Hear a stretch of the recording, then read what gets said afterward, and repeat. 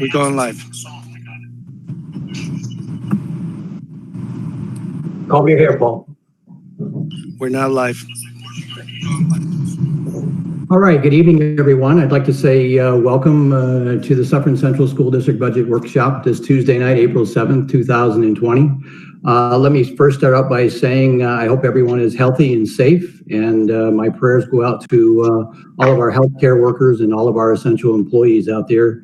I just want to say I think you're all our heroes, and thank you very, very much for everything that you all do. Again, thank you very much. Moving on. For tonight's presentation, for questions, you can obviously go to our website at www.sufferncentral.org to see all of the budget presentations. Or for tonight's presentation, you can also email your questions to budget@sufferncentral.org. And I will get back to you as soon as possible. It should be by tomorrow if you email me questions tonight. So everyone should know that. We'll move right in. First of all, let's start out with our legislative final New York State budget. You can see the comparison from the executive budget in the center section where we had a change of aid of about $55,800. And now with the legislative budget, the final New York State budget in the third column, you'll notice now we're down $869,928. Not a great thing, but if there is a silver lining in this at all, Suffern Central luckily doesn't depend a lot on state aid. I guess that is a double-edged sword because we do depend a lot on our taxpayers. So as it goes, we're not getting hit quite as much or as badly as other districts in our area. Suffern Central School District anticipated revenues for 2021. We'll go over these once again. As you can see, we've changed our state aid figures, and our use of other revenues here, our other reserves, you can see has also changed. And I'll remind everyone, this is the total revenue picture for a budget that is $146,200,000, as you see on the bottom of your screen. And obviously this will change based on the tax levy and the total budget that gets adopted. Tonight you will see three different budgets that we've proposed for the Board of Education's review and some options. Here's the $146 million budget. As we said, this was our all-in budget. Also, I'll flip back and forth here just once. You'll see on the top screen, it says 2.87%. or the tax levy increase of $3,195,000, which is included in this screen as well. And what that means is that that's going out at the tax cap. Our tax cap is actually 2.87% this year. Okay, so let's just hold that screen for a sec. Certainly. So we're all on the same page. On the left is the proposed levy increase, are the different levy increases that we could go with. Correct. Second column is the value that would pertain to. And can you just elaborate then a little bit on reserve utilization and where that's coming from? Yes, some of these reserves obviously would be some like our ERS, our TRS, our capital reserve as well, because as you know, there are some capital items that we're going out with. Actually, today we had a few bid openings, some RFPs come in for some projects that we're looking at as well. So those will come into play during our next meeting. We'll have a review of those over the next week or so, and by our next meeting, we'll have a go ahead or not go ahead from obviously the Board of Education on whether or not we'd like to move ahead on any of those items. So as you see, the lower the levy percentage, the more we will obviously utilize our reserves. Hey, Steve. Yes. Tom Donnelly. I just question, what is our total dollar amount in our reserve budget? Our reserves less the let me reach out to Teresa just for a second. Okay. But I have a sheet on that in the presentation. Steve. I'm sorry. I have it right here in front of me. Hold on. Now read it right off. We will get to that, but I'll read it now. Okay, sorry. No problem. We have a tax certiorari reserve of 22 million. Our insurance reserve is about 730,000. We have an unemployment reserve of approximately 243,000. We have a capital reserve of 2.9 million. We have a benefits reserve of almost 1.3 million, just a little shy. We have a ERS reserve or employees retirement system reserve of just over 1.6 million. We also have a teachers retirement reserve of just over $1 million and a debt service reserve of approximately 630,000. Okay. Thanks, Steve. Didn't mean to get ahead of you. Didn't mean to get ahead of you. Sorry. Steve, the numbers you just gave, I know with the last budget went up on March 3rd, I think it was March 3rd, the last slide had all of those, had those reserve funds in them. Is that what you just read from? Yes, that same slide is in this presentation. Okay, and have those numbers been updated since the 3rd, or are they the same? These are anticipated reserves as of June 30th. Okay, so then they haven't changed. Still the same. Still the same. Okay. Yes, Okay. they're still the same as of the end of this year. Okay. That's an anticipated number. Yep. Okay. Okay. All right, Tom, you all set? Yes, thanks, Steve. All right. I didn't mean to get ahead of you. I apologize. No Steve? problem. I'll move on to the next slide if everybody's set. No, Steve, I'm not. Just, Okay, Paul. all right, I'm sorry. problem. If we added up all of the reserves, even though there's no reason to, but if we did, it would come out to close to, I guess, about 30 million. Is that 28, 29 million? Yeah, about 28 million.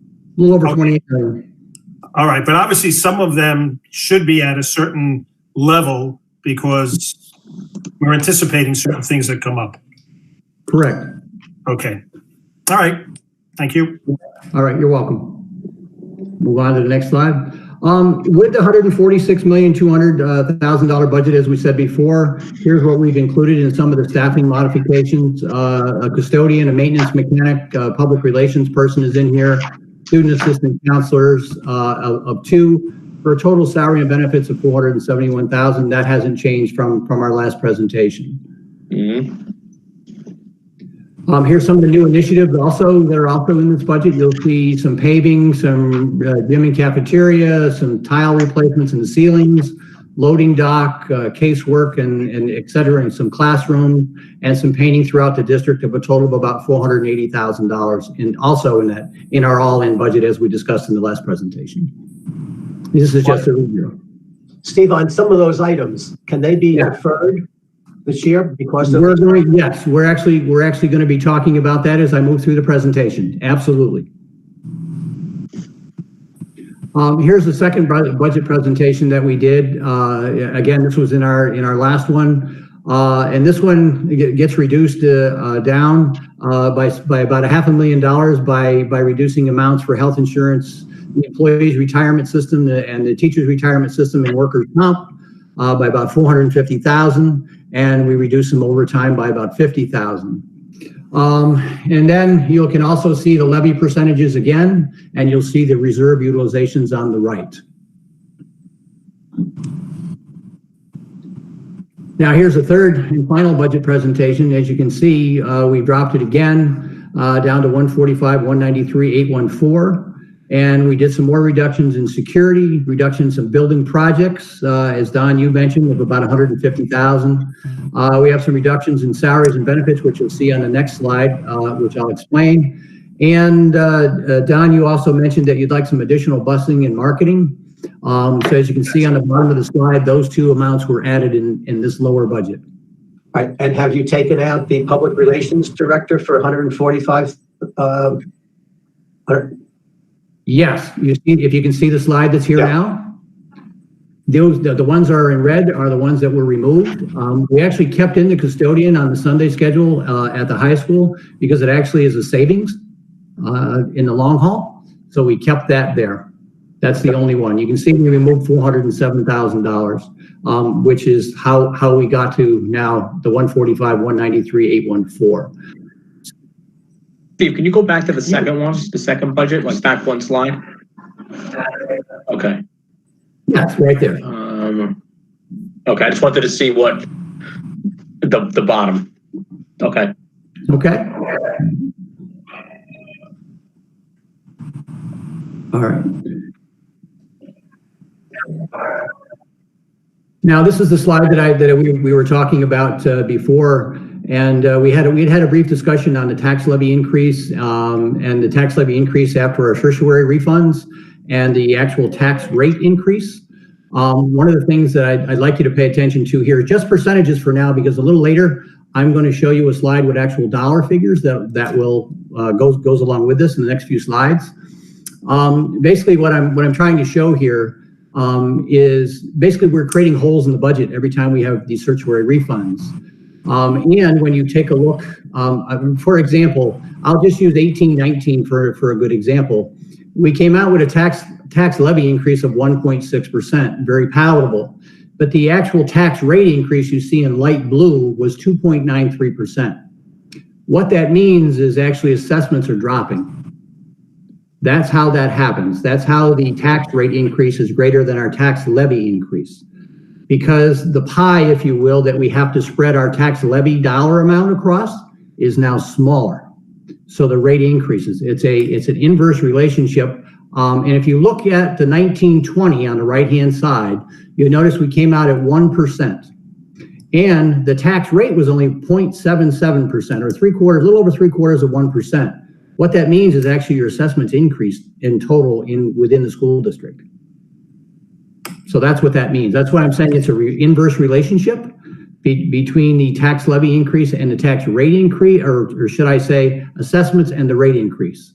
And here's the explanation of that, of the need to know. The tax levy is the amount of money the school district needs to annually fund its operating budget. I think we're all very familiar with that. Real property tax rate are created by a calculation of the tax levy and the assessments. The assessment roll, we're all familiar with an assessment roll, and our local assessments on our own homes. So when the real property tax rate increases more than the tax levy rate that we just discussed, assessments in the district have decreased. There is an inverse relationship between assessments and real property tax rates. You could come out at 0 and the rates could go up or down based on the total assessments within our school district or within your local town or village or city. Does everyone understand that? Okay? Yes. If you want, just take a look at this slide again and you can see it. Even when you came out at 0 in 2016-17, let's see if I can point to it. I don't know if everybody sees my pointer or not, but 2016 and 17, you actually came out with a 0% increase. You gave back 0.32 in tertiary refunds. In other words, people won, and got their assessments reduced. But the tax rate actually went up almost 1%. So what that means is assessments dropped. But Okay. what would it have looked like if you also raised taxes and had a decrease in the assessments, and you would have had twice as much of an increase? It would have looked like 17 and 18. It would have looked like any other year there except 20. That's what I'm saying. I just lost the presentation. I'm sorry. Look, No, I don't disagree with you. It doesn't matter what you come out at. If assessments drop, rates are increasing no matter more than the levy increase, no matter what you do. That's always going to be the case. Right. Well, we have a problem that our assessments are going up. So we should keep that. We should keep it as flat or as negative as we possibly can in order to make up for what's happening to our assessments. That's all I'm saying. You're pricing people out of this neighborhood. And we have to make sure that we take care of those people who are on fixed incomes and not price people out of our homes. Okay. Steve, I have a question. Is there any way to somewhat accurately predict the assessments and that relationship between levy and assessment before it happens, or is it sort of there's no real formula, there's no real way to know exactly how it's going to turn out? No, and as you can see by your screen right now, I mean, you can go over this and you can look at this and I love analytics and I try to put percentages and numbers to just about everything I possibly can. And I like to do it usually over 10 years at least. So I know I got some good data. And that's why there's 10 years here in the screen. And I'll point out the green bar to you. And what that green bar represents is the hole that's been created in the budget every year. Because you got to remember something, when you come out with a tax levy, I'll give you an example. You take a look at 1920, it's the last one on the right-hand side of your screen. You can see that to fund this year's budget, the school board and everyone said, we need $1.1 million to fund this year's budget from our taxpayers. We need an increase. Great. You in the green bar represents you gave back more than half of it. What you actually received so far, because they're not over yet, is only $547,000 of that $1.1 million you planned to receive. So what that means is the budget just became unstructurally balanced. Because But now you had a drop in revenue but all of these years, $555,000 that you can't necessarily expect. But all these years you have collected more taxes than what you've needed. That's why you ended up with $22 million right now in your tertiary reserves.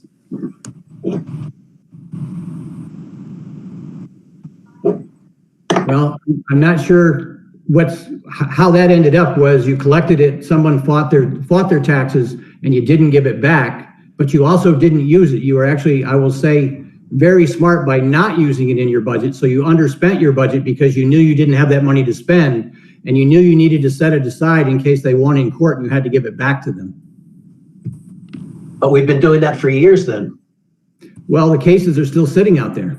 Yeah, I mean, up until last year, we've held tax certs at 100% of the potential that's hanging out there. Which is way too much. I think we all agree that it's too much, but that's why it's there. It's there because let me rephrase. What is there can be justified to be there based on tax certs that are potentially going to come due. Right. I don't believe, and Steve, Teresa can correct me if I'm wrong, that there's money in the tax cert fund that doesn't directly correlate to a potential request. Correct. The state controller's office came in and said that we're holding too much money in reserves. So we've been padding these reserves for years. Well, no, what they said was that they don't agree with holding 100% of the tax cert, which I think we all agree with, but they didn't say that there's too much in the tax cert, because you can justify the 22 million that's there, whether it's too much, whether we hold 100% of what's there or 80% or 60%. Wrong, Matt. They said that it was too much money. It was too much money that we're withholding in the tax cert, and it should go back to the taxpayers. Period. End of story. You could read their audit. Okay, you're the way you're saying it is incorrect. So we have backup for every single amount in that tax cert and more than that 22 million. So we have open cases for, I think it's probably about 25 million at this point. I don't have the exact number in front of me, but we have open cases for every single thing in there. What percentage you want, that's a whole different story, but there's backup for every dollar that's in there. Even though you have backup for every single dollar, it's too much money that's sitting there. You're holding taxpayer money. Period. End of story. It's too much money that's sitting there. It's not fair to the taxpayer. In 2014, the New York State also said the same thing. We're holding too much money. In 2019, again, they said we're holding too much money. So my question would be, what is the percentage that you would hold back? Like, would you go to tax cert all the way down to zero? No. I don't think that's good. So there is a percentage. So there is money we need to hold back. Oh, absolutely. So there is a percentage that we need to agree upon. I think we agreed at the last budget workshop, we agreed at 85%. That's where you're at. Right. 85% is where you are now, and 85% is way too much. Well, okay, well, but what's the number then? What would be the number? I believe that the state controller's office said that it was 36%. Not, That's what I believe, what the current 36 or tax rate we're 46%. coming I in don't at. remember right off the top. well, of my head. I think their report, their recommendation was about 60, but you know, Actually, I asked them and I spoke to them and they never would give me, they would say it was too high, but they would never give me a percentage that they thought was right. They were trying to, that percentage, which was like 36, 37, is what we had paid out of what we had reserved for for the last couple of years. But they would never give me, they say it's too high, but they never gave a percentage that said, this is what you should have it at. They will not give you that. And they never will. They'll give you data based on tax certiorari's that have closed, which I believe was where the 35 to 36% came from. My only concern is I know you have some big commercial certs out there. One of those closes, it's going to take a large chunk of that tax cert away. Now, again, I'm not saying be it right or wrong or what that percentage should be. But I do think they should all be looked at. I think the Board of Education should take a real good look at that, possibly get the attorney involved, get some very smart people around the table and go, okay, we're at about 85% approximately right now. What risk are we willing to take? Are we willing to go down to, say, a 70% or a 75%, or even a 60%? That's obviously up to the current Board of Education to decide. What risk are you willing to take? What's your recommendation? I can't make a recommendation on this one. We would all have to sit down and look at these tax certs again. And I would highly suggest get an attorney involved here who does tax certs, who looks at these things and knows what these things would normally close at, because I know you do have some big commercial ones sitting out there right now. As far as I believe a few utilities, which could be scary if they close. And one thing you don't want to do is obviously get this down to zero, have one close, and then have to borrow for it. Mm-hmm. That would be a bad thing. That would be a real bad thing, especially in the economic times coming forward. And one of the things I'd like to remind everybody too is let me just go back a few slides here if I can, with this slide. One of the things that you'll remember is what's happening to the economy right now. And real estate normally leads us in and leads us out of a recession. Well, right now, if you've watched the world news today, you'll know that they're standing in line right now with mortgages trying to figure out what in the world they're going to do with them. And you have an awful lot of people that are unemployed. So I remember 07, 08, and 08, 09, and I remember the mortgages foreclosing and homes being for sale. And that's what I'm fearful of right now as an individual. Of you have an awful lot of small businesses that are going to be going out of business in the next 30 to 60 days, loans or not, because their people just can't work. They're not those quote unquote, they weren't labeled an essential business. So they have no income, they have no revenue. And these loans aren't going to straddle that 60 to 90 days that they may be out of work and can't do anything. So they're not paying their mortgages, but here's the bad part. The banks still have to pay the bondholders. The banks are up against it. So that means banks are going to be going out of business as well when they start to pay their bondholders, but they have no revenues coming in because no one's paying their mortgages. Now, we can go into Freddie Mae and Fannie Mae and Freddie Mac too, but I'll stop now. But as Matt said last time, I'm not sure if I go in a little too deep here, but that's what I'm concerned of right now is assessments actually dropping, and you are going to see tax rates possibly go up. Even if you came out of the zero, tax rates are probably going to go up because you're going to start to see assessments probably drop because home values are going to drop because people are going to be unemployed, and you're going to go into foreclosure. We're looking at our budget to be the wrong numbers. That instead of 145 million, maybe we should look about making some cost cutting in terms of percentages throughout the departments to keep that budget lower than $145,193,000. Well, like I said, we've come out with 3 budgets here. I can say one thing for sure. As we come out of this, I think this is going to be at least a 2 to 3 year cycle as it was in 08, 09. You're probably one of the best positioned districts in New York State because you do have these reserves that you're seeing on the screen, and you can absorb some of this and get through the other side without massive layoffs, and being able to keep your curriculum and instruction going the way it should be. And as we all know, I mean, we're sitting in one of the best districts in the state. I think well, that's the one thing we don't want to lose, Steve, and I'm going to be perfectly honest with you. I don't want to see our students suffer. I don't want programs cut. I don't know how we're going to work through it. Well, as we've worked right now, like I said, I mean, if you look at the third budget, which is the lowest budget, I mean, we do have some reserves we've taken out. We've taken this capital reserve, for example, in that third budget, and we'll be using most of that to absorb some of the capital things that we'd like to do. I'll go through. Here's some of the propositions that are going to be out there, which we may be able to possibly defer some of this. But the lighting, for example, the lighting could probably be done in 2 stages, although I will say this, I would hate not to do it only because the payback right now is as little as 3.6 years. And we basically 30% in 3 years. Yes, it makes a lot of sense to me to do this, only because the payback is such a short time frame, and it actually makes us money. Fire alarm upgrades, obviously we need to do that. That's good. Roof repairs, obviously we need to do those as well. But there's $2.8 million here of some of the proposition that we're going to put out there to the taxpayers that we are using reserves for in some of our budget.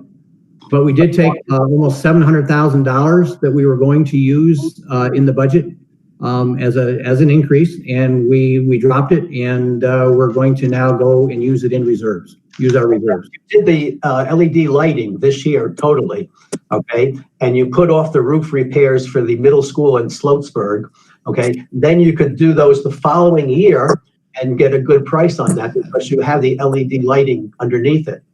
And that would also save financial numbers down the road. Yeah, but the question is, but how urgent is the roof repair? I mean, exactly. Yeah, these roof repairs, I wouldn't look at any of these in our budget. Like I said, luckily, we're all part of a district who has strong reserves to be able to get through this without going out to our taxpayers with huge increases. You could go out at a 1% or a 1.5% or even a 1.25% without too much difficulty. There are some things that in this year's budget we will also take care of that we probably, like the fire alarm upgrades and whatnot. Some of our technology expenditures and whatnot that are in next year's budget, we're actually gonna move back into this year's budget because obviously we will underspend this year's budget. I'm sorry, but I just feel like you're talking about all of these things that are going on, people losing their jobs, people around here with the Fannie Mae and maybe losing their homes and everything else. You're talking about having a 1% tax increase and then the assessments changing and you're all still like, okay, let's do the LED lighting and let's upgrade and roof repairs as long as they're necessary. I still think that taxpayers need to come first. And especially if you're projecting that the economy is going to do so poorly because of COVID-19 and coronavirus, and that you don't think that the economy is going to come back, even with a $3 trillion package that the president just gave, and you're thinking all of this, and you're all thinking it's okay to have a 1% tax increase, something is wrong here. And especially thinking about LED lighting, something is definitely wrong. Maybe I'm just still sick or something, but I can't see passing on any kind of tax increase to my constituents when things look so grim. And I can't do that in good faith. Melissa, I hear you. I just throw out some figures. If we have 22 million as that big number, I don't know if you want to go to that screen that has all of the reserves, but if we were to drop that down to 18 million, that's still a huge number. Am I right? Isn't 18 million a huge number still to have? I agree with you. I completely agree with you, Paul, because I think that getting down that tax certiorari number and making sure that our taxpayers are taken care of and making sure that they don't have a tax increase, especially this year, especially when everything is so crazy. Yes, yes. But, we don't know what's going to happen within this next year, that we have to make sure that all of our constituents are taken care of and that they don't have to worry that Suffern Central is going to change anything, that there's job security, that our students have the same quality of education that they have, and that our people who live here right now, right this very minute, will not have a tax increase. Whatever happens, that they will be taken care of by the 7 of us who sit in these chairs and make sure that our people are taken care of. Okay, well, I hope we're going to be sitting in the chairs in the boardroom rather than in the chair I'm sitting now, because it's very comfortable. But I will tell you that, and I'm just throwing that figure out. Let's say it's 4 million. It could be 3.5 million. Whatever. But at least that brings the tax, the percentage, down to a small number. Now, you have to remember that between April 30th and May 1st, there's going to be, the governor's going to look at the money that he's giving out, and he's going to say, I don't know, I really can't give you that. I'm going to have to give you a little bit less. And then between May 1st and September 1st, or whatever the date is, there's going to be another possible adjustment. Right. There's going to be a third one going from whatever that last date is through December 31st. So all the money that the state may be telling us that we're going to be receiving may not even come close to that. So there's no question that we're going to be hurting, that the district, in terms of the school district, the taxpayers, I know. But Paul, you're talking about in terms of the number you were saying, $3.5 million in the best case scenario, dollar-wise, that Mr. Schloik is talking about. Right. If you use that 3.5 figure that you're saying, you're still talking about a 2.87% increase in our taxes. That's the best case scenario. So you're not talking about realistically for the taxpayers, you're not talking about 3.5. You're talking about going into those tertiaries even deeper than that. Okay, so we're talking about 5.5 million. As I'm looking at the 1%, the 5.5 million would get us down about 5.5 million. Would get us down 1%. But why not look at what we have in the district in terms of the 145 million and say, you know what? Let's not take a sledgehammer to the budget, but let's take a razor and maybe try to cut some of the items that maybe we really could do without at this point. Well, that's exactly what Melissa's saying, Don. Yeah. She's saying, you're talking about LED lights and roofs. Do they need to be repaired? Can they go another year? Should we wait? Okay, that's exactly what she's talking about. She's saying maybe you're talking about people moving from their house out of the district or from their house to an apartment to stay in the district. That's the truth of the matter. And you may have a whole lot more people. A 3.8% or a 2.87% is a big raise in taxes, man. Yeah. It's got to be a zero. If I might interject here, if you take a look at your screen, the 2.87 is, remember, the maximum amount that we could actually go out and levy on the taxpayers. If you look at the 1%, for example, you'll notice the tax levy increase is 1.1 million. And we would be utilizing 5.5 million in our reserves.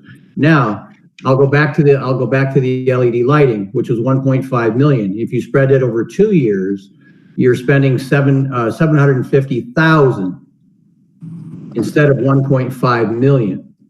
Mm-hmm. So now you take that 750,000 and now you reduce your tax levy increase down here. Instead of 1.1 million, now you reduce it by the 750,000.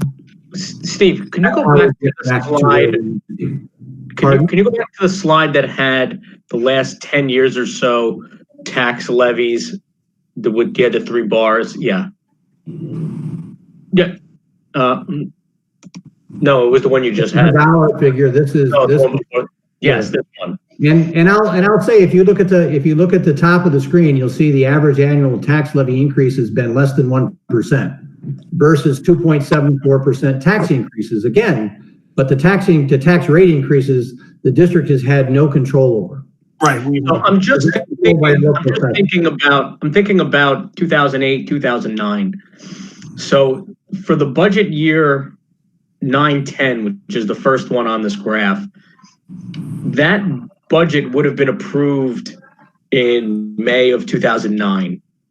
Correct. Which really would have been right in the midst of the recession. Well, that's when it started. The effects would have been the following year. No, it 2009 started right. the previous year. It started in 2008. Yes. So that is when the effects were taking place. Yeah. So I was curious because that's what I wanted to see. We whatever, Suffern passed almost a 2% tax levy increase, and then a 2% the following year, right, and then a 2.5% the following year, right, and that's all throughout probably the hardest economic times that we've had in this area over the last, 30 to 40 years. But this time it's different. Okay, you're talking multi-millions of people who are applying for unemployment at this point. Okay, it's going to take a long time to get going again, and I think we really have to look at the budget to maybe take some of the items out, but also look at what we have in the schools. What can we do to cut some of the areas? Okay, you don't want to have a tax increase at this point. Yeah, I'm not sure what we're going to be look to cut. I mean, is there something that you have in mind to look at?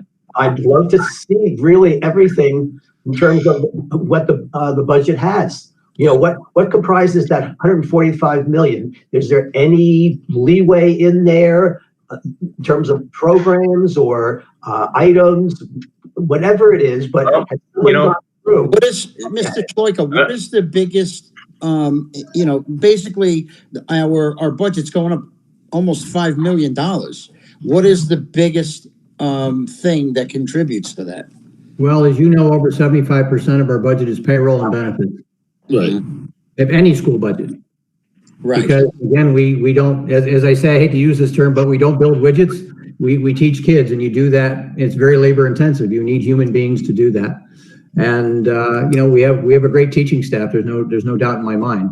And what this $145 million does is actually keep that at status quo and reduces some of the things that we want on the bottom of the screen, like the security and some of the building projects. We reduced 150,000. And obviously the reduction in salaries and benefits that we were talking about, but those were additions to it. So yes, there's an extra 100,000 here for obviously additional busing that we talked about earlier and some marketing. Obviously that's a drop in the bucket in a $145 million budget. So I think this budget at 145 million actually just keeps the status quo as best as we possibly can. Obviously to keep our kids and programs, where they are currently. So we're going to get the 6 million. Well, what you're looking at in that reserve utilization and a tax levy is how you do that. So there's nothing we could trim out of this budget that you're saying. No fact whatsoever. There's nothing that we can do to take that number down from 145, 193, 814. In the best case scenario, down to like 143 or something. There is, but to get to those kind of big numbers, to get to 7 figures, you're talking staff and big ticket items. You're not going to get to 7 digits by nickel and diming a few department budgets. The only way you get to 7 digits is staff. People and programs. Yep. But how And about we're losing programs. And then we're losing programs. Right. 100 cities equal $1. All right. Steve, you mentioned the LED lights, 1.5 million, right? Am I okay? And you said 2 years. Well, why not 3? Make it $500,000 a year. Why don't we think 3 years in advance. Well, at what point does stretching out the cost of a program like LED lights just make it ineffective? You know, where you just don't get the return anymore. I can tell you where that happens is because, yeah, especially with the LED lighting, because the LED lighting has a payback period of 3.6 years. So spreading it over 3 years, it would pay for itself in a little over another half a year. Right, but why don't you just do it, save the whole thing? You do it over the 21-22 school year or the 22-23 school year. Like, you push it off, the whole thing, until the economy gets better and people can be back on their feet. You know, you don't know how it's going to be. I mean, right now, I would do as little as possible in order to keep the taxes down, in order to do as little as we can, in order to just get what we need to do. I mean, the LED is a great idea and it's going to save us money in the future. But right now, I mean, like, I would love to put solar panels on my house. But right now, life is tough. I can't do anything to save myself money for the future. I would love to refinance the house, but I can't do anything for the future right now. I would have to just suck it in, do what I need to do, and go forward until we're on our feet. And that's, I think it's important, though. I think it's important that we remember that those projects are part of the capital reserve. They're not in that $145 million. I just want to make sure everybody's clear about that. That is part of the $2.9 million. What do we have in the capital reserve? It's already there. But I thought he said part of that is what's in the reserve that we can use, or that's the 2.9 is in the capital reserve. The projects are 2.8. So that right now we're talking for year. We had originally planned to use $700,000 a year as part of the budget, but Steve talked about maybe taking that out but really right now that is not part of the 145. So I just want to make sure everybody's clear on that. Okay. And none of it out of operating? Because Steve just said that if you take that 1.5 and you do only half of it, it's 750,000 instead of 1.5 out of this year. Well, you potentially could use the reserve for something else. Again, to fund the budget. Right. Okay, can I bring something up in the staffing modifications? I know that we had plans for 2 student assistant counselors. So that's 188,000. Coming off of what we're just coming off of, or hopefully starting in the fall, and it's all hopeful, you know, none of us have a crystal ball. Are we going to need possibly student assistant counselors? I mean, let's think about the students in this. Let's think about where they've been. Let's think about the problems that they may have at home because of what Melissa's saying. People out of jobs, people who can't get their jobs back, people who have lost their business or their businesses now are not going to be giving them the money that they need. There's going to be pressures at home. All of these things that we've been hearing from either our governor, from just talking to our neighbors, being on the phone, watching Twitter, listening to whoever's on, the tube. There's all kinds of things. Of all the things to be cutting, okay, the maintenance mechanic, all right, fine. Public relations, good, fine, great, done. But one of the student assistant counselors, Lisa, I think. Yeah, I'm here and I'm listening and I'm patiently waiting to say, yes, we have already seen quite an uptick in students' needs. Of course. Given everything that's going on. So yeah, we definitely need counselors. We are filling need with what we have right now, but obviously I'm a proponent for keeping those positions for sure. And for that matter, public relations and maintenance mechanic, I'm sure we need as well. So I don't want to diminish that need, but we have seen quite an uptick in students' needs already. And the longer this goes on, and I think we will need those pieces. And I think what we talked about is while we're removing them here, our belief is that we may be able to cover them within the current budget through attrition. Mm-hmm. Okay. That we have some retirements or resignations that don't require us to refill them, that we'd be able to cover them through attrition. Okay, So essentially we still have the spots. We would still have the bodies, the people. It's just they would not be additional staff. Folks. Okay, well, Correct. fine, because let's talk about the kids, all right? Let's really talk about the kids. What are the... Just for the student, wait 1 second, Paul. That was just for the student assistance counselors. We would cover through attrition, not the other positions. Right. Okay, fine. I mean, if I knew what to do with mechanics, maybe I could volunteer. My hands don't match, so, and plus I'm colorblind, so I can't do much. But that's why I put in the 25,000 for a marketing committee that you wouldn't have to then pay a public relations person $40,000. Okay? Yes. Yep. And you'd be on that committee. You who? So all right. So there are things that we can cut. We want to make the budget so that the district is still solid. Great. Super, whatever you want to call it. Additional busing. Yeah, well, we still want that, but who knows? I mean, that's for the academic teams. Yes, I know. So many. The athletic teams around that busing that way. That was $87,000 or something per year. Yeah, I know. We really have to take a look at anything and everything. And I guess the thought that stays with me, the comment that stays with me that was mentioned is, taking a razor, like after shaving. No hints, Angus, but anyway, after shaving, you just want to give it that extra stroke or two so that your face is smooth.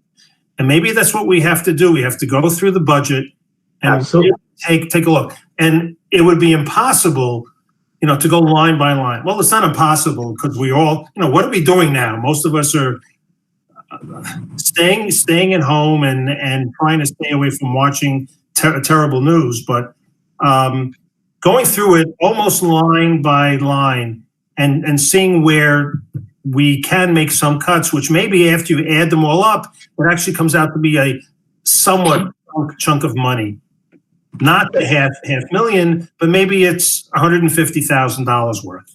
And if we can get a whole bunch of those, then maybe we've gotten to $750,000. And at least we're trying to save something without making deep cuts. Well, that's what Don was saying before. 100 pennies equals $1, right? That's exactly what he was trying to, the point he was making before. If you're gonna cut it, I'm not saying you have to slash everything. Right. You certainly have to look into what you're spending. This budget went up $5 million in 1 year. That's a lot of money. Where are we spending all that money, and how can we cut it? Because we can't allow our taxes to go up 2.87%. We can't allow that to happen, and that's with us taking $3.5 million out in the best case scenario. Okay, so maybe we can all kind of come up with a figure that would be acceptable. Look, 0 would be great, obviously, right? 0 would be great for all of us. If we could keep everything the same and not have to have anyone spend any more money than they've spent in the past. But what number would still be acceptable? 2.87, 2.4, 1.6, whatever the number is, so that we feel that it's a lot less, and that bottom figure of 146 or 145 and change is not that. It's 144, it's or 143.8 or whatever. Paul, usually what happens when you're looking at the budgets and you have to make cuts, usually you do it by departments and you try to say, hey, we need you to cut 5% or whatever the case may be. And then they start looking at exactly what they're doing. I mean, are we buying any new vehicles or leasing any new vehicles this coming year? Are we buying new furniture, equipment? Are we changing around some of the rooms? Yes. how are we spending the money? And maybe we can put some of those things off for another year. We basically, as Melissa's saying, you got to get through this year. And I don't think you can do it by asking the public to have a tax increase at all. Okay, I think that would be the worst thing going. If we're all in this together, okay, then we have to basically try to figure out how we can reduce, okay, the 145 million and make sure that we have a tax increase of 0. The public is Can I already, ask a question? but the public is already taking a hit. What number's a number you can work with? Is it 144? Is it 143? Is it 142? And remember that when we're talking about 7 figures, we're not going to get there without talking about staff. Right. Correct. No, I understand that. We are not going to get cut by $1 million or $2 million or $3 million without talking about staff. But then let's have Steve look at the different departments and see what is, a must for this year that could be put off for next year. If you don't want to do the LED lighting this year, that's fine. Okay, so the LED lighting was basically to do the solar panels, and the whole concept was that the district would be saving lots of money within the 3 years, 30% with utilities. But if that's not, possible this year, then it's not possible. We have to get through basically this year. Steve, I have a question. The slide with the 0% and then the $6 million out of reserves. What are those reserves? What are the $6 million reserves? Is it all taxer? I'm understanding that it's capital reserves, right? Too. Like what's the differentiation of the reserve utilization? Like where are those numbers coming from specifically? Some of them are coming out of ERS and TRS. Some of them are coming out of what you see. I'll back up a slide here as well. It might be helpful to have those exact numbers, like what is actually coming out of each reserve fund, because I think we're all thinking it's all coming out of the $22 million, but It's not. It's not, right? So maybe it might be helpful to We're not do pulling. like what reserves are coming out of what fund, and then we can get a better picture of how it affects each reserve fund. That might be helpful. At least for me, that would be helpful. Okay, Teresa and I can certainly do that. Another thing that we have here on this slide is in red is this $3.1 million in planned balance. Basically what we're doing there is appropriating fund balance. Every year, luckily, we do underspend our budget. If you want to get through 1 year, we could work with that number as well. How could you work with it? Well, we could certainly massage the number and possibly appropriate more fund balance. But again, it's a danger only because when you appropriate fund balance, I'll talk about a structurally balanced budget. And what I mean by a structurally balanced budget is I like to fund reoccurring expenditures with reoccurring revenues. In other words, when I pay payroll, I don't want to do it with appropriated fund balance because appropriated fund balance is a one-shot revenue. Right. Right, One and you shot. usually Once you lose it, fund it's gone. that. You can't get it back. You usually fund that, and then you're not really using it. It goes back into fund balance. You get dinged by the state because it goes back into the fund balance, right? Teresa knows that we had this conversation over the years with the state always putting that in, and we've had conversation Right. with the auditors over the years. Right. Currently, you've been very fortunate in that respect. Yes, Yeah. absolutely. Also, I just also want to ask if on the 5 million, you could just do a quick summary of the main things that have increased with the 5 million between the 141 and the 146 between the budgets between this year and last year. Mhm. Yeah, absolutely. I can tell you it's almost all payroll, but absolutely. Yeah, I would that it would be all the payroll between the contracts that were signed. So, but it would be good if we could see which payroll numbers those are that have increased. Just for my own edification and maybe other board members as well. And just for the record, I am not for reducing our employees. I think that everybody right now needs to have their jobs, and having employees for the school district keep their jobs is very important, and the programs that we have for the students is very important. So I, for one, wouldn't want to lose my job. So that to me is of utmost importance. So I am not for cutting the budget to cut people's jobs. So I just want to put that out there. But I think that there are things that we could definitely go through the budget and see what can be cut that may not make that much of a difference. And I would be willing to go through the budget, even if it's $20,000 here, $20,000 there, because that all could add up, and that's $1 million from 5 different places. You know what I mean? So that's just my 2 cents.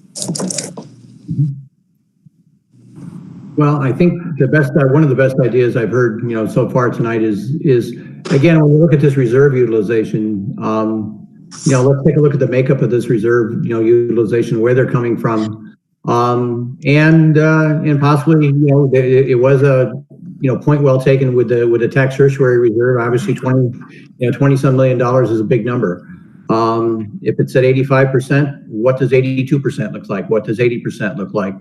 What is the Board of Education willing to look at? If this is a 1 to 2 or possibly a 3-year event, would this keep the district going until the economy comes back? Because again, you hate to put one-shot revenues in at this. But again, I'll also remind everybody too, in the next 2 to 3 years, you are going to have some retirements that will be coming as well. This next year, we don't have many. We only have a few. But in year 2 and 3, we will have more retirements coming, which will even the scales for us much better as the economy starts to come back.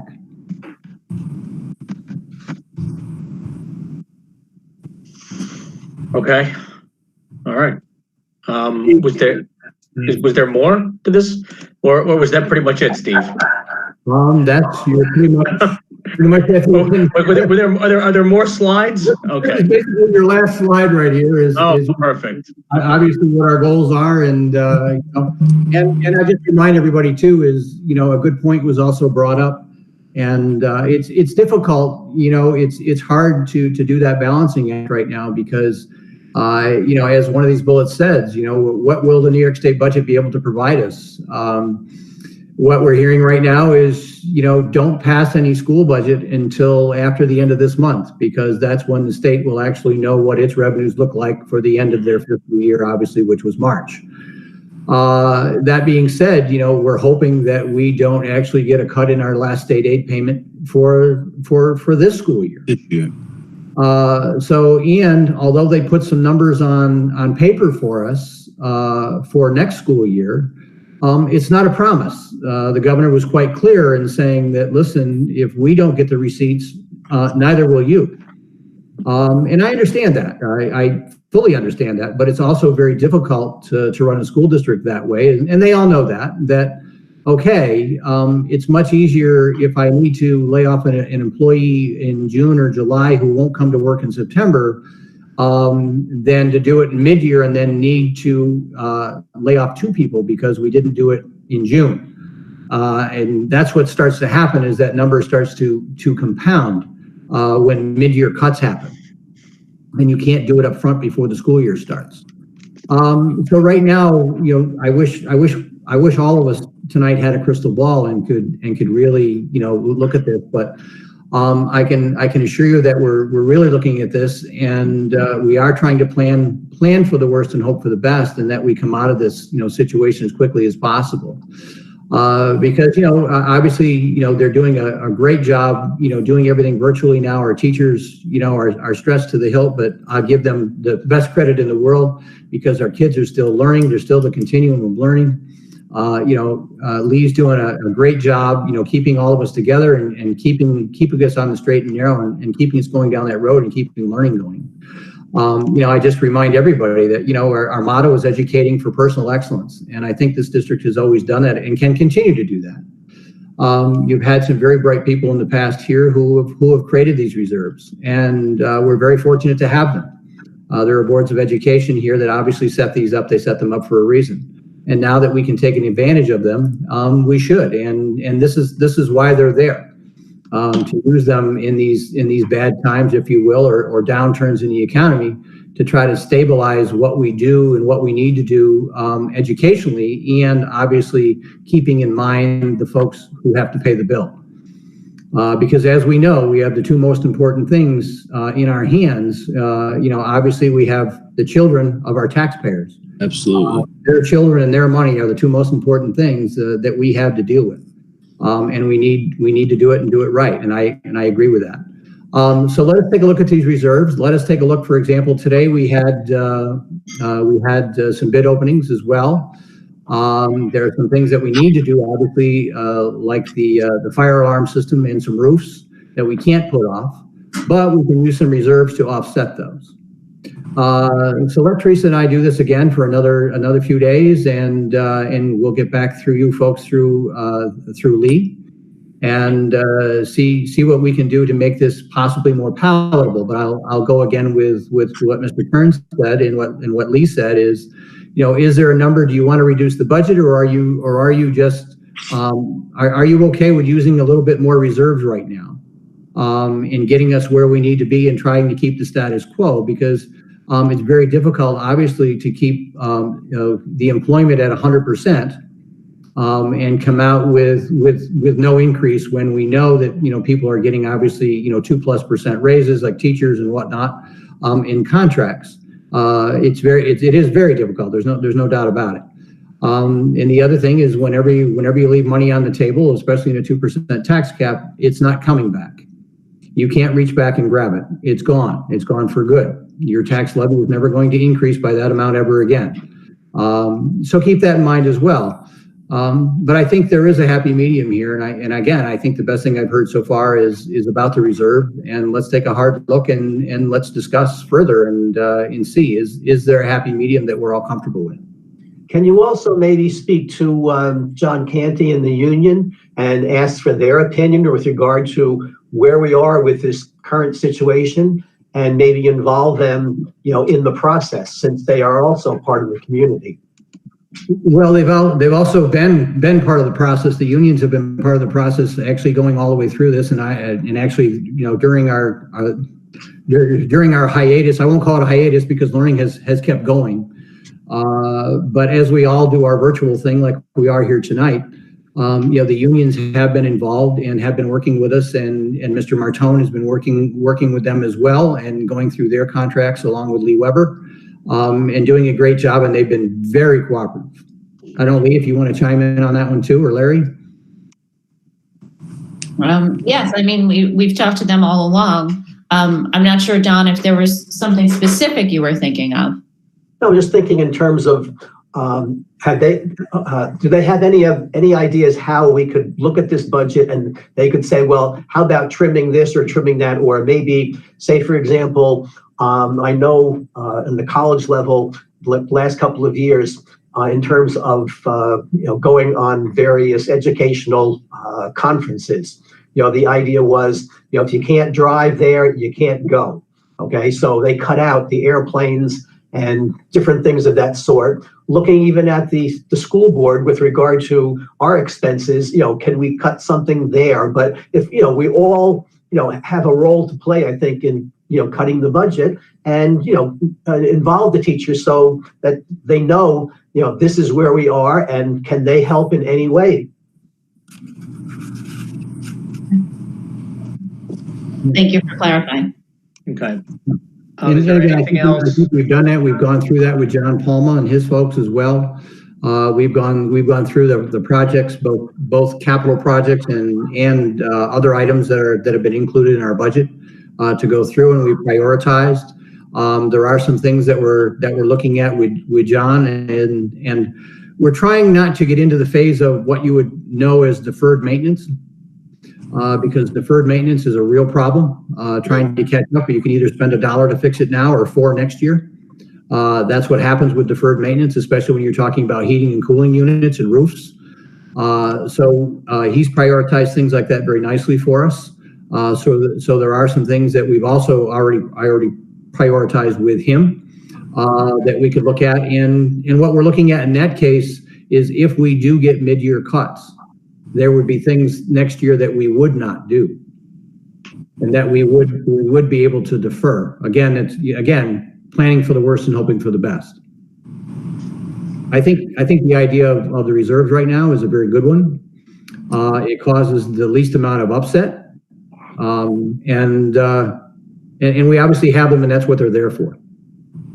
So let us take a look at this, and we'll get with Lee, and we'll give you the information that you wanted as far as increases in payroll, what our reserves are, and at $145 million budget, what each reserve would be, and what would come out of it. And we'll go forward from here. Is that okay with everyone? Any other? I think that's great. Thanks, Steve. Thank you, Teresa. Thank you, Steve. All right. Thank you. You posed some great questions tonight, and you've had some great insight, and I thank you all very much for your participation. Thank All you. right, great. Thanks a lot, Steve. Thank you, Eric. Wherever you are. Okay. Yes. I think because you are the owner of the meeting, and I am need, not the meeting. you're not, Eric is. No. You can put up Eric the will come back. agenda. Eric When you- will come back and continue the meeting, and I will stop presenting. Okay, so when you stop presenting, Eric, will you be able to put up the agenda? Yes, I can do that. Perfect. Thank you. Eric, I'm going to Steve? exit stop presenting right now. Okay. Stop presenting, Eric. Put up the agenda. Whoop.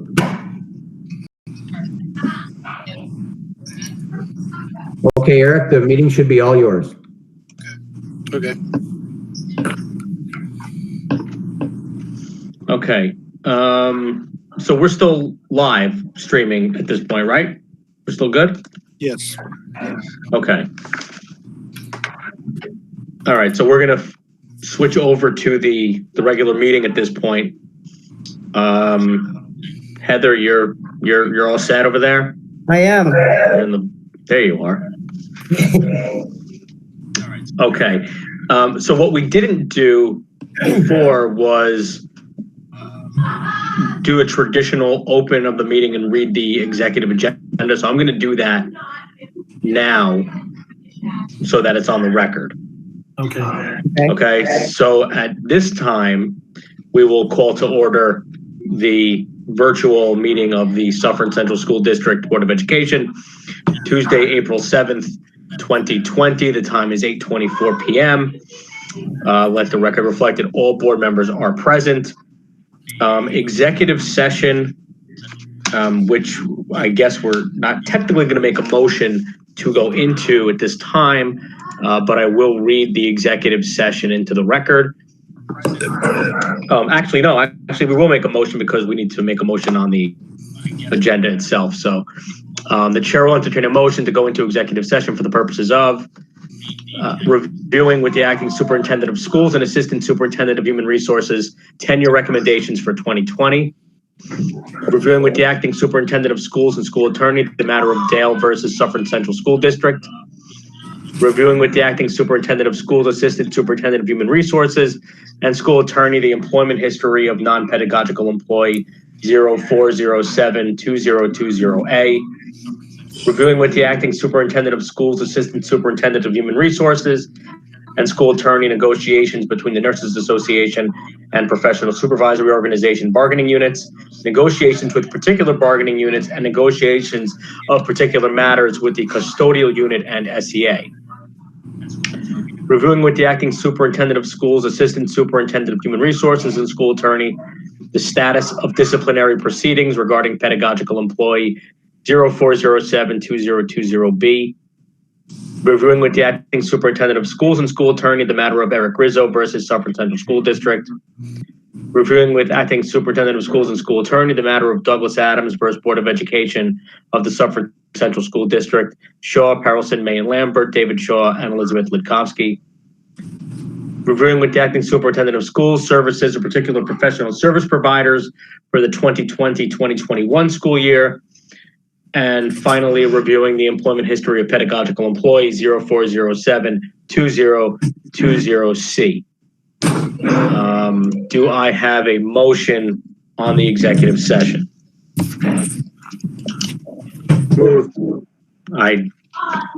Okay, we have to do that again. Who moved? I moved it. All right, so Dr. Nick Pond, second. Second.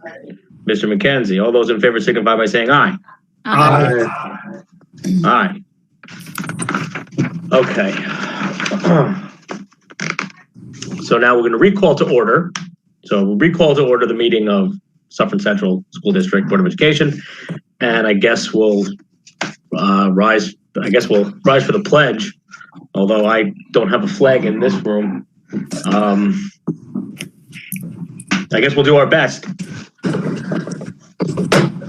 I pledge allegiance to the flag of the United America, and to the republic for which it stands, one nation, under God, indivisible, with liberty and justice for all.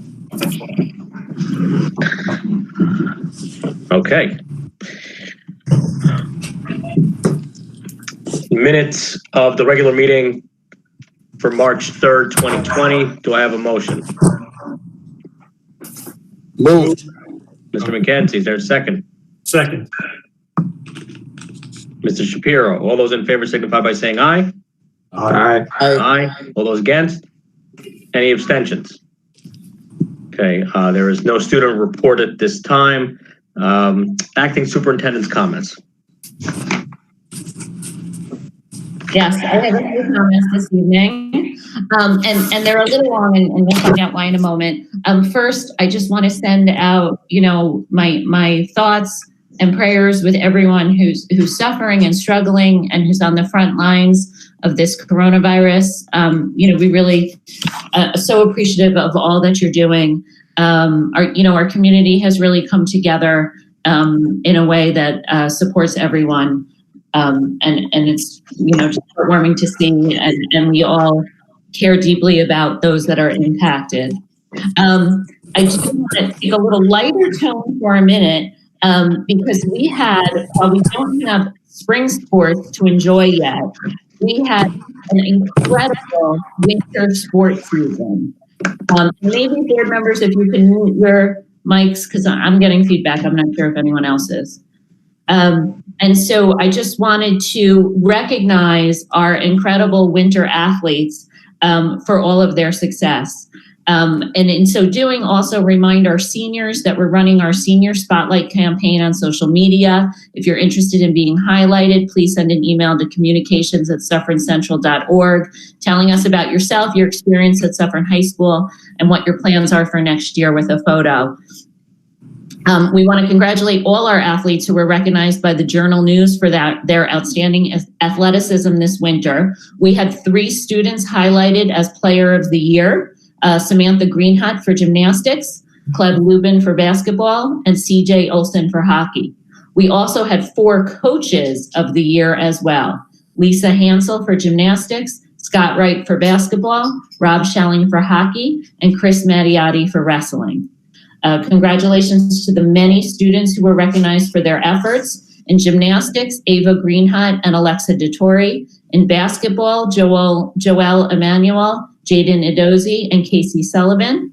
In hockey, Tom McCarron, Ryan Schelling, Ben Burns, Ryan Fennell, Wyatt Levy, Patrick Marina, Jared Packman, Jack Buck, Dylan Foresta, Jack Leali, and Max Werfel.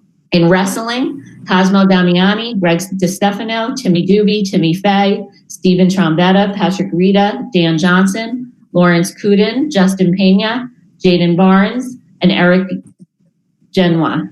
In boys swimming, William Rivera, Luke Leali, Robert Sun, Michael Assad, Harrison Gay, William Kemp, Curran Skoglin, and Phil Tsang. In girls basketball, Sydney Goldstein and Grace Krebs. In girls skiing, Natalie Belinsky. In boys skiing, Jack McCluskey, Kevin Meyer, Anthony Cerisi, and Thomas Cerisi. In boys indoor track and field, Noah Leb, Aiden O'Connell, Travis Delaney, Joey Karanji, Ethan Oluwole, Matt Audi, and Ryan Giardina. In girls track and field, Manel Dotero, Mary Hennelly, Brooke Hirsch, Luis Von Klinsky, Callista Williams, Hannah Solomon Hollander, Madison Scott, Sarah Galvin, Jess Corman, Ariana Smith, and Kelsey Kotecki. So quite a list of successful winter athletes recognized by the Journal News, by LOHUD during the winter season. And hopefully we'll be able to see, a part of our spring sports season. That's a question that comes up all the time, and it is something we're still waiting to hear about. Okay, great. Was that it? Yes. Okay. Okay. All right. Moving on. Public participation.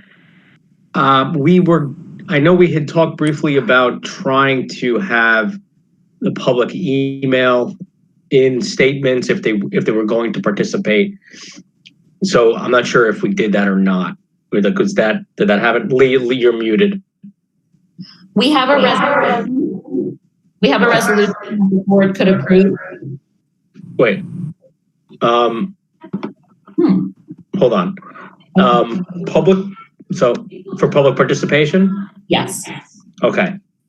So we have a resolution that if the board approves it, then we can move forward with allowing people to email for public participation. So if you want, I'll read it and then you can do your thing. Just because Okay.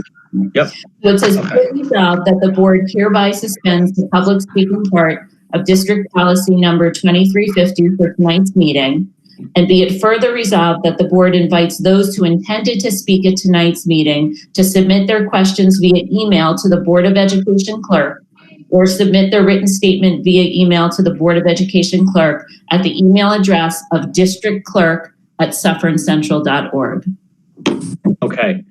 So let's call a motion then. So is there do I have a motion on the resolution that Lee just read so that we can basically suspend the public participation policy for tonight so that we can allow the public, if there's anybody watching that had a statement, to submit that statement via email to the district clerk?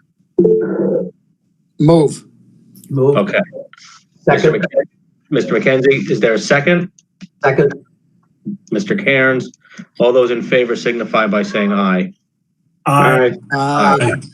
Okay, and any nays or abstentions? Okay, so now that we've done that, Melissa, you're muted.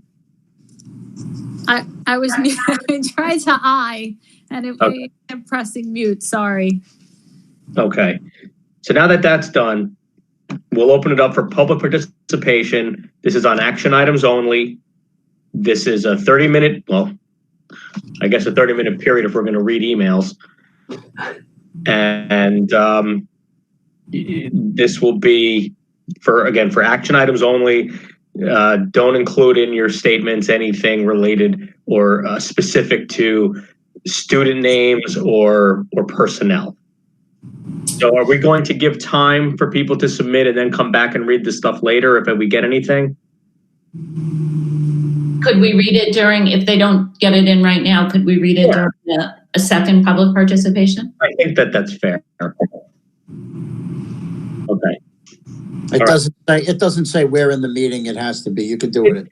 It technically doesn't. I mean, and again, we've suspended the policy for tonight for public participation anyway. So I think that we have that flexibility at this point. Okay, so let's move on to action items. Are there any action items that anybody's requesting to pull? It was the professional person. So 2.01 we're going to pull. Is there anything else?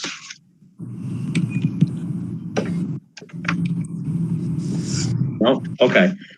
So we will make a consent agenda for action items 2.02 through 2.20. Mr. Carr, can we also pull 2.09? 2.09. Yep. Okay. So we're going to pull 2.01 and 2.09? Yes. Okay. So we will entertain a consent agenda for action items 2.02 through 2.08 and 2.10 through 2.20.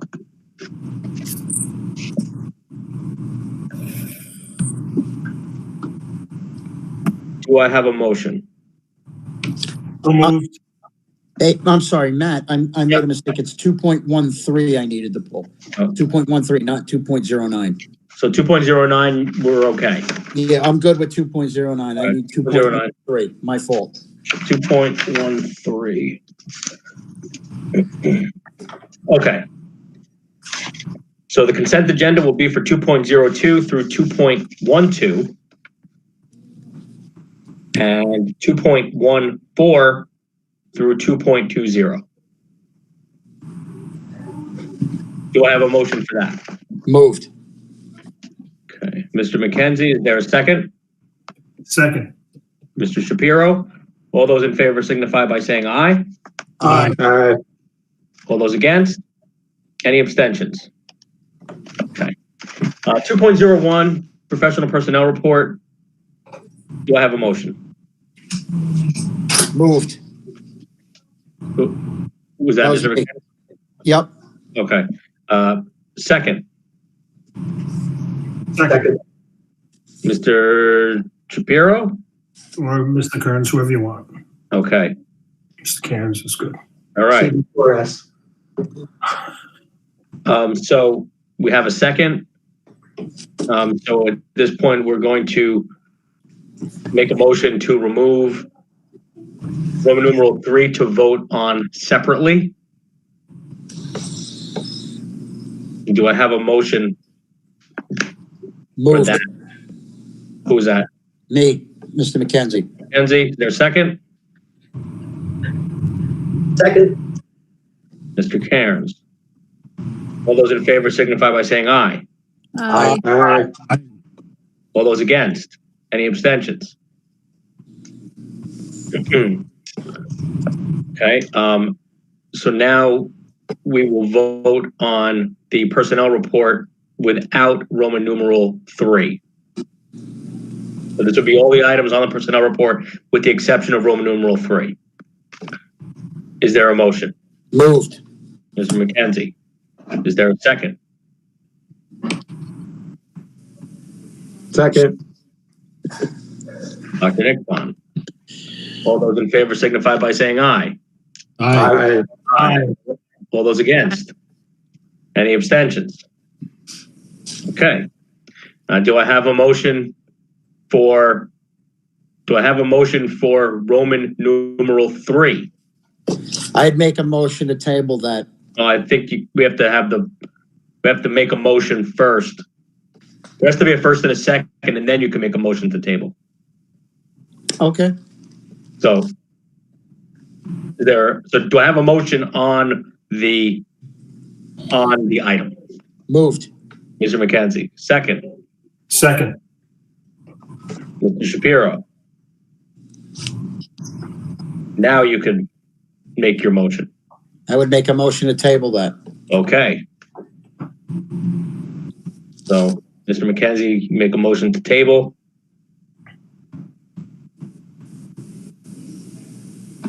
All those in favor signify by saying aye, because there is no discussion with tabling. Aye. Aye. Aye. All those against? Any abstentions? Okay.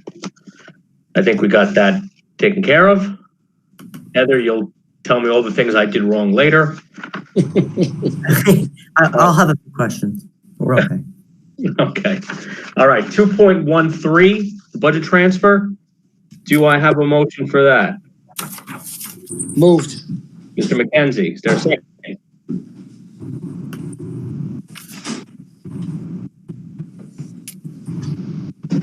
Second? Second. Mr. Cairns. Discussion. I would just like either Ms. Iasoldi or Mr. Schloika to explain the budget transfers and the necessity for it.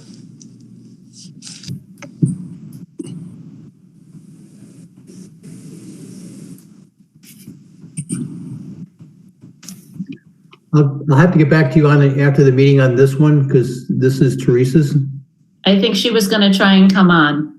So I think she's going to join us. So Eric, if you can let her join. I anticipated that that question was going to come up, so.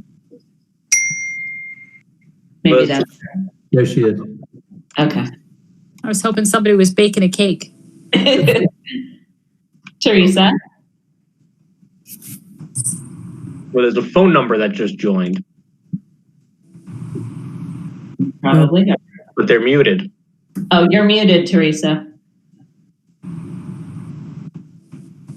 There she is. All right. All right. All right. Teresa, you're muted.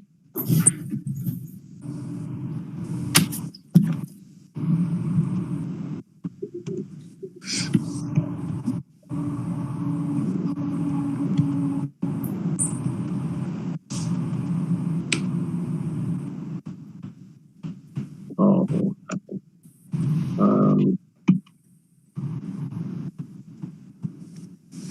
She asked for a minute. Sorry? She asked for a minute. She Okay. just asked if we could give her a minute. Technical difficulties? Maybe.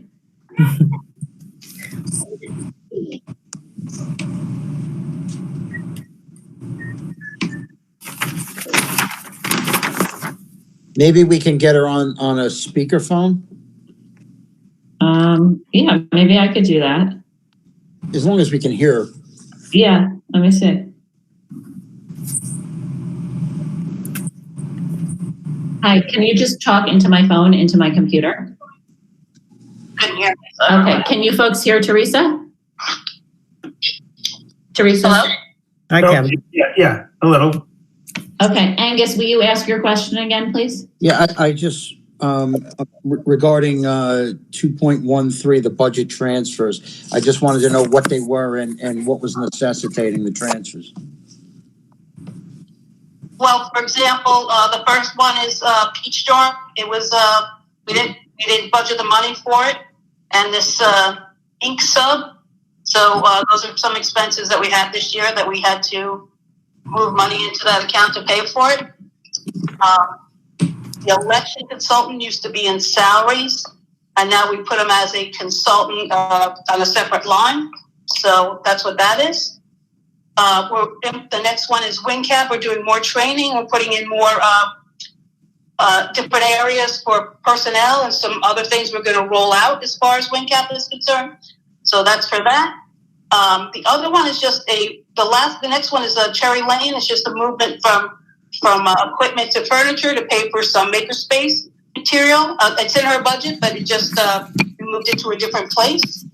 More Sterling is that consultant company that we use to do the that HR uses. And the other one was because we had some additional insurance costs, and we had a $10,000 deductible that we paid for a settlement, and we didn't have the money for that. So that's moving that. Okay. Thank you, Teresa. I appreciate it. Okay. Thank you. You're welcome. All right. Any other discussion? Okay. All those in favor signify by saying aye. Aye. Aye. Aye. All right. All those against?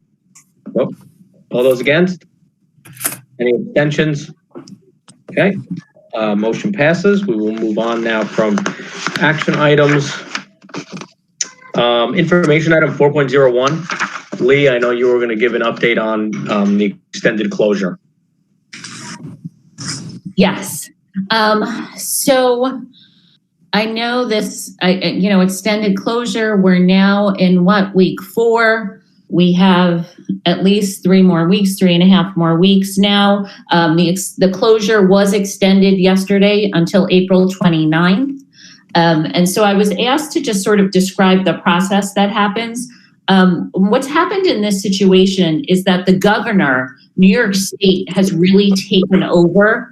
The governor has used his powers to make decisions for the entire state. So his first decision was closing the schools through April 15th.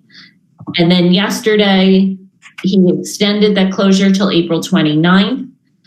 And along with that, there are 3 things that he has dictated through executive order that schools need to maintain during the closure.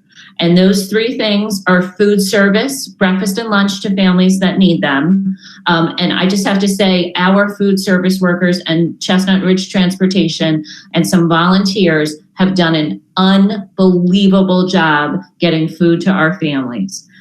Just really hardworking. And we have changed our setup a little, so they're now delivering twice a week, but they're delivering multiple days worth of meals at a time. So one of the things we had to do was food service. Another thing we had to do was provide childcare to essential workers. This is the childcare for essential workers is something that we have come together as a county, and we are supporting that on a county-wide basis. So right now we have 2 centers up and running, one in Nyack and one in Haverstraw. And those are being staffed by the Rockland YMCA out of Nyack. And the nurses are being provided by all the nurses throughout the county are on a rotating shift to provide nursing for the children who are there, but also checking to make sure the children aren't running fevers, the staff members aren't running fevers, and to help, keep the spread of coronavirus down.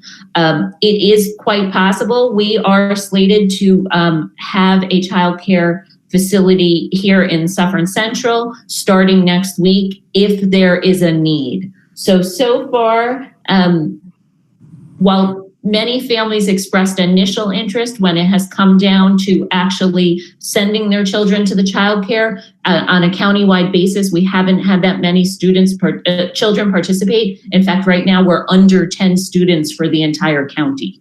So if it's needed, we will step in and do our part and host a childcare center, most likely at RP Connor, so that it's close to Good Sam Hospital and we can support the essential workers there.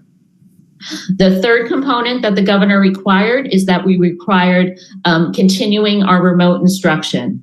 Our teachers were fantastic. Our first day home, March 16th, our teachers were rolling out material instruction to our students and have really done a tremendous job.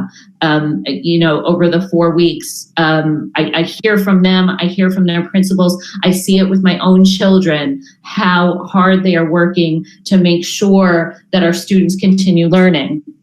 Part of maintaining remote instruction was when the governor canceled spring break.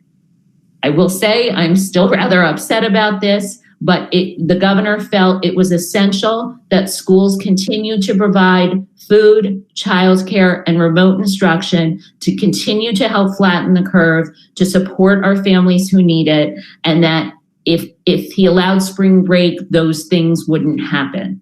And so that was the governor's rationale: keep the kids learning, keep them in their homes, keep flattening the curve. I do recognize, and I shared this in my letter to the community, that both Thursday and Friday are different religious holidays, and that, of course, we respect parents, families' rights to observe their religious observances in the way they see fit, and our parents have been very responsive to that, and our staff too. It's just, yes, it's a religious holiday, and do what you need to do to take care of your family and observe your faith in the way you need to. Our faith, for many of us, our faith is always important, but especially in times like this. And so that's a lot around a lot of what came out. In addition, yesterday, on top of the 3 through 8 tests being previously canceled, many of the SATs being canceled. We're still waiting to see if there'll be a June administration. The AP is changing their structure. Yesterday's big news was that the Regents exams have been canceled for June. And I know this was welcomed by students and staff alike, who were very nervous about being able to get through all the content they needed to get through.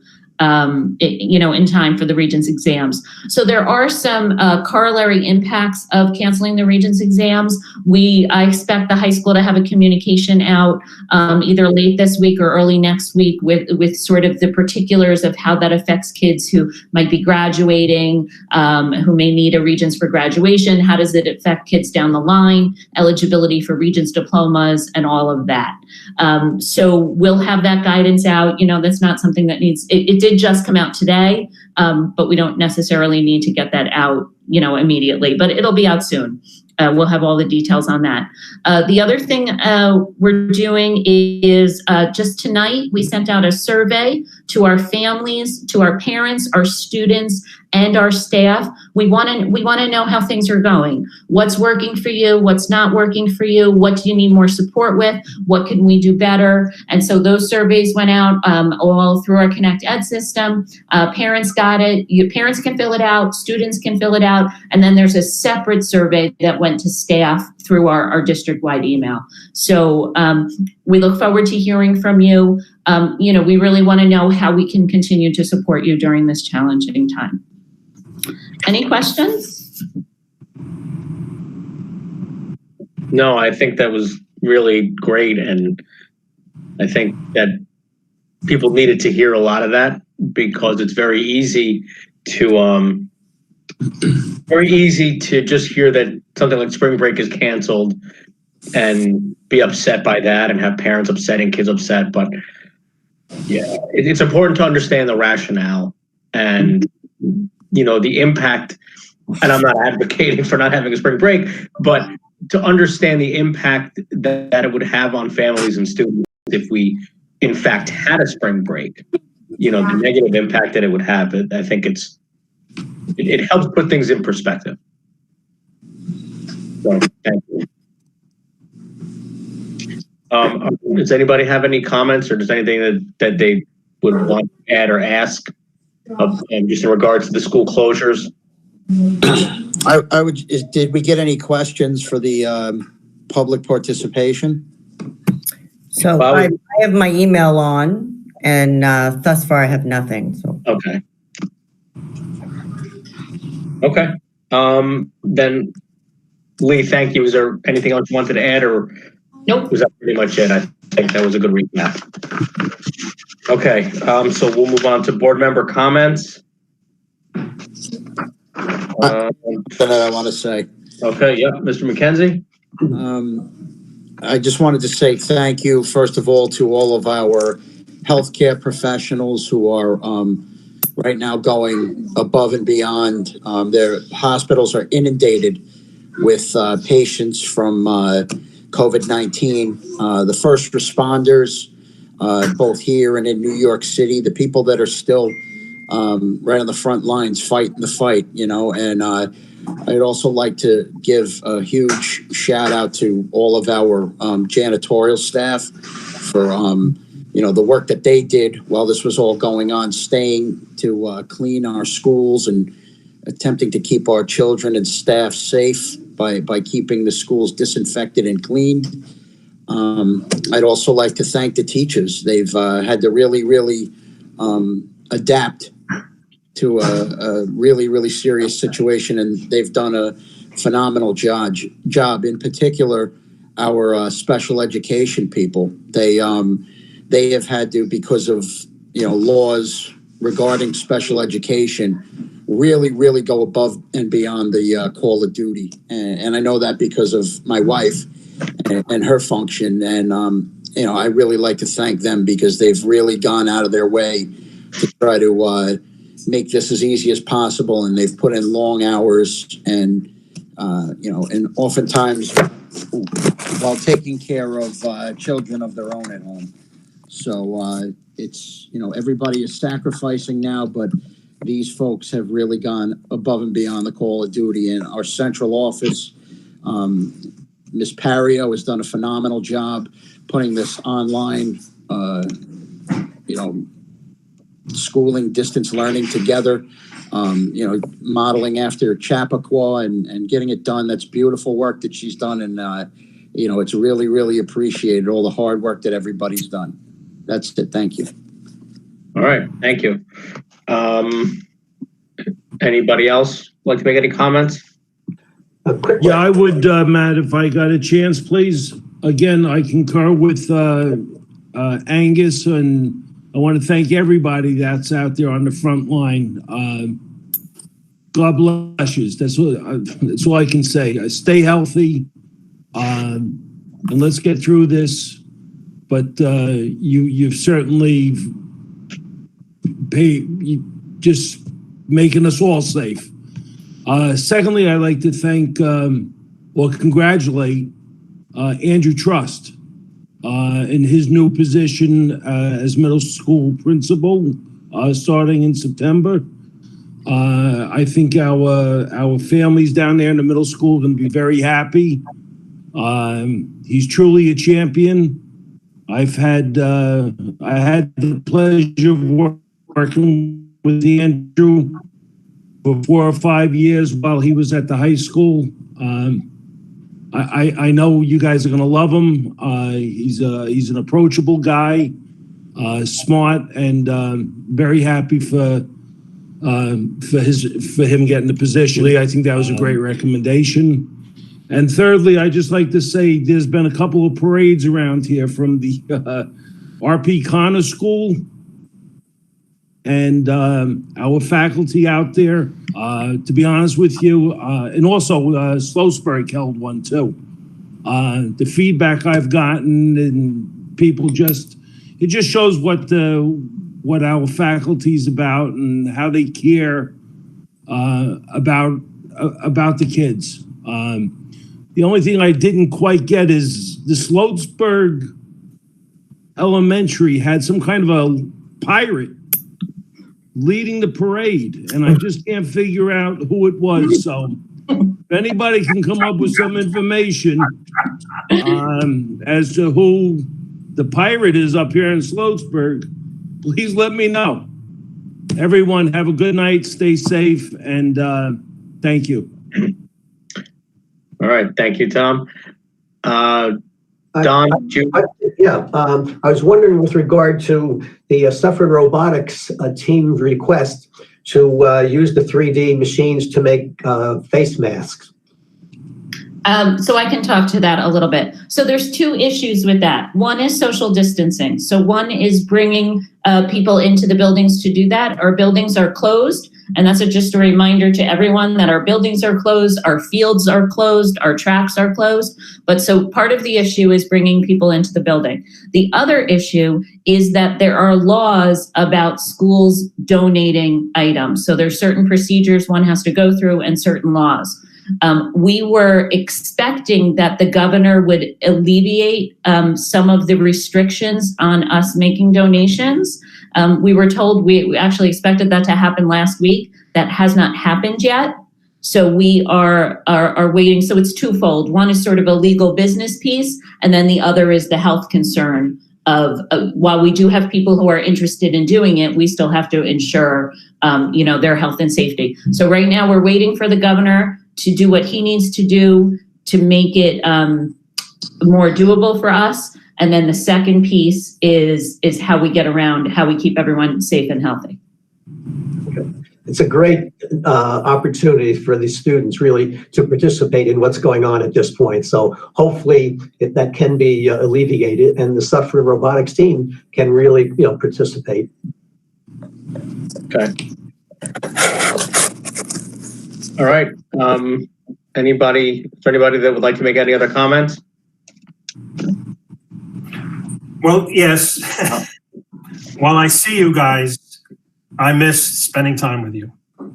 So stay healthy. And Melissa, get healthy, please. Thank you, Paul. Everybody else, stay healthy. The virus is pretty nasty. I've been sick since school's been closed, so I've been in quarantine. And all I wish is for everybody to be healthy. The virus is very, very nasty. So I do, especially Dr. Nick Pond, you're around patients all day long. You and your wife, please stay safe and healthy. I don't wish this on anybody. So everybody, please stay safe, flatten the curve, and stay home. Thank you. Amen. Yeah, I just want to say thank you, Melissa, for those sentiments. I appreciate that. And I just want to echo the gratitude that the board members have given thus far, and just put in my 2 cents in terms of thanking everyone, teachers, staff, custodial staff, nurses, everyone who's involved, the maintenance workers, the administrators, everyone that's pitched in. And, these unprecedented times really bring out, I think, the best in people. And we're really seeing that in our district, and people pulling together, and just, little acts of kindness here and there really do add up. And I think, it's really important to connect with people as best you can, stay connected, and, do your part to flatten the curve, as we said, but also reach out to people and help in any way you can. So I also want to offer my congratulations to Dr. Truss. I think that's a wonderful opportunity for him, and I think a great hire for the middle school. So I want to offer my congratulations to him, and stay safe, everyone. Thank you. Okay. All right. Excellent. Thank you all for your comments. I think I certainly echo all of them, and I think I'll sort of piggyback on what Chris just said. I think times like this really do bring out the best in people, and I think we see that not just in our colleagues. We see it in our families. We see it, when we're out, if we're out, because some of you probably haven't been out in a while, but here and there, when I'm not here and there, I'm out quite a bit, but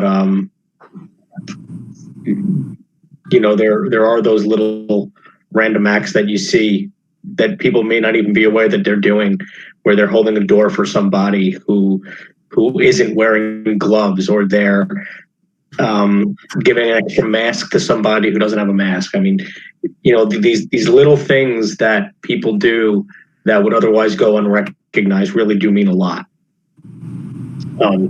So again, yes, gratitude for everybody that's really done their part in the community, in our schools. All the parents that are struggling sometimes with online learning. It's not easy for them, and I think it really shows what being a teacher means. And I think for those of you in my screen over here that were teachers or are teachers, my hats off to you guys and gals. Watching what we have to go through here and just trying to get that learning done every day, it's a challenge. And if nobody has given credit to a teacher before, I sure hope you do after this. So, and congratulations, Dr. Truss, on your appointment to the middle school. And let's just hope that our next meeting is, I'm trying to think, what's the date of our next meeting? Oh yeah, our next meeting will still be via computer, but hopefully there'll only be one more of these, and we can get back to having in-person meetings sometime in the not so distant future. So with that, I will close this portion of the meeting, and we'll go to, did somebody have something else? Closing comments. Public participation, and then for non-action items. And again, I mean, we'll follow the same protocol. The policy has been suspended for tonight for public participation, so that if there are any comments or concerns or statements, we would ask that you please email them to the district clerk, and we can have them read for you. So let's go to closing comments then for acting superintendent. Okay. I also wanted to congratulate Dr. Trust. I look forward to working with you in this new capacity and seeing the new chapter for Suffern Middle School. Also, just a reminder that we have surveys out for parents and students. That's the same survey, and you just indicate on it if you're a parent or a student, and then a separate survey for staff, which was emailed to staff. Be well, take care, flatten the curve, and I wish everyone the best. Enjoy your holidays. Happy Passover, happy Easter. Okay. All right. Thank you. At this time, we'll make a motion to adjourn back to executive session to finish some of our conversations there. What we'll do is make the motion, and then we're going to disconnect from this call. So those of you that are watching on YouTube, I guess the feed will go dead. Right. And then we will use the previous to get back in. So, yeah, the board members will follow the link for the 5:30 exec session. Will take us back into exec session. So let's adjourn the meeting and then maybe just take 5. Yes. And then call back in. And people need to just stand up and maybe stretch their legs for a minute or two. So do I have a motion to adjourn? Move. Mr. McKenzie, is there a second? Second. Ms. Reamer? All those in favor signify by saying aye. Aye. Aye. Against? Any abstentions? All right. Meeting